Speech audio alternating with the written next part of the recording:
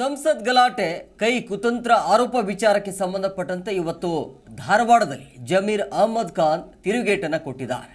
ನೋಡಿ, ಈ ಸಂಸತ್ ಗಲಾಟೆಯಲ್ಲಿ ಕಾಂಗ್ರೆಸ್ ಕುತಂತ್ರ ಹೇಗಿರುತ್ತೆ ಅಂತ ಪ್ರಶ್ನೆಯನ್ನು ಹಾಕಿದ್ದಾರೆ. ಸಂಸತ್ತೊಳಗೆ ಪ್ರವೇಶಕ್ಕೆ ಪಾಸ್ ಕೊಟ್ಟವರು ಯಾರು ಅಂತ ಧಾರವಾಡದಲ್ಲಿ ಸಚಿವ ಜಮೀರ್ ಅಹಮದ್ ಈ ರೀತಿಯಾಗಿ ತಿರುಗೇಟನ್ನು ಕೊಟ್ಟಿದ್ದಾರೆ.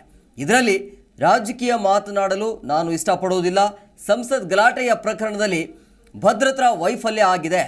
CM ಪ್ರಧಾನಿಯವರನ್ನು ಭೇಟಿಯಾಗಬೇಕು ಅಂತಂದರೆ ಅನೇಕ ಪ್ರಕ್ರಿಯೆ ಇರುತ್ತೆ. ನಾನು ಸಚಿವನಾಗಿ ಇನ್ನೂ ಕೂಡ ಲೋಕಸಭೆಗೆ ಹೋಗಲು ಆಗಿಲ್ಲ. ಹಾಗಾಗಿ ಇಲ್ಲಿ ಸ್ಪಷ್ಟವಾಗಿ ಸಂಸತ್ ಗಲಾಟೆಯ ಪ್ರಕರಣದಲ್ಲಿ ಭದ್ರತಾ ವೈಫಲ್ಯ ಅಂತೂ ಆಗಿದೆ ಅಂಥೇಳಿ ತಿರುಗೇಟನ್ನು ಕೊಟ್ಟಿದ್ದಾರೆ.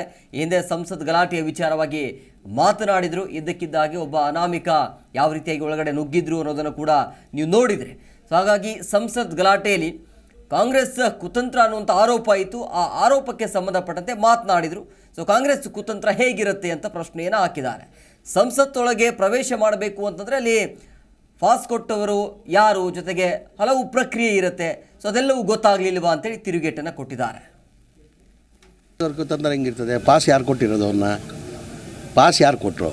ಆಮೇಲೆ ಇದ್ದಲ್ಲಿ ಎಲ್ಲ ಕಟ್ಟರ್ ಫ್ಲಾಪ್ ಆಗಿದೆ. ಅದು ರಾಜಕೀಯ ಮಾತಾಡೋದು ನಾನು ಇಷ್ಟಪಡಲ್ಲ. ನಾನು ಇದ್ದಲ್ಲಿ ಎಲ್ಲ ಒಂದು ಕಡೆ ಸೆಕ್ಯೂರಿಟಿ ಟೋಟ್ಲಿ ಫೇಲ್ ಆಗಿದೆ. ಪಾರ್ಲಿಮೆಂಟ್ ಒಳಗಡೆ ನುಗ್ಗಿ ಮೇಲೆಯಿಂದ ಜಂಪ್ ಹೊಡಿತಾನಂದರೆ ಆ ಸೆಕ್ಯೂರಿಟಿ ವ್ಯವಸ್ಥೆ ಹೆಂಗಿರ್ಬೋದು ನೋಡಿ.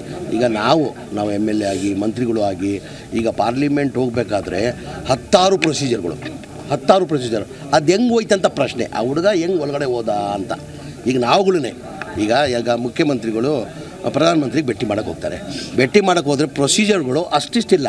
ಈಗ ನಾನು ಮಂತ್ರಿ ಆಗಿದ್ದೀನಿ, ಈಗ ನಾನು MLA ಆಗಿದ್ದೀನಿ, 5 ಬಾರಿ MLA ಆಗಿದ್ದೀನಿ. ನಾನು ಭಾಳ ಸತಿ ಪಾರ್ಲಿಮೆಂಟ್ಗೆ ಹೋಗ್ಬೇಕಂತ ನಾನು ಅಪ್ಲೈ ಮಾಡಿದೆ. ಹೋಗೋಕ್ಕೆ ಸಾಧ್ಯ ಆಗಿಲ್ಲ, ಪರ್ಮಿಷನ್ ಸಿಕ್ಕಲಿಲ್ಲ, ಕೊಡಲ್ಲ ಸುಲಭವಾಗಿ. ಇದು ಹೆಂಗೆ ಕೊಟ್ರಂತ ಪ್ರಶ್ನೆ ನಮ್ಮದು.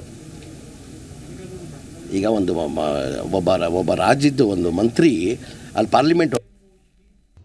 ಪ್ರತಿಕ್ಷಣದ ಸುದ್ದಿಗಾಗಿ Zee Kannada news app download ಮಾಡಿ. Live TV, latest updates, entertainment, lifestyle, technology ಸುದ್ದಿ ನಿಮ್ಮ ಅಂಗೈಯಲ್ಲಿ.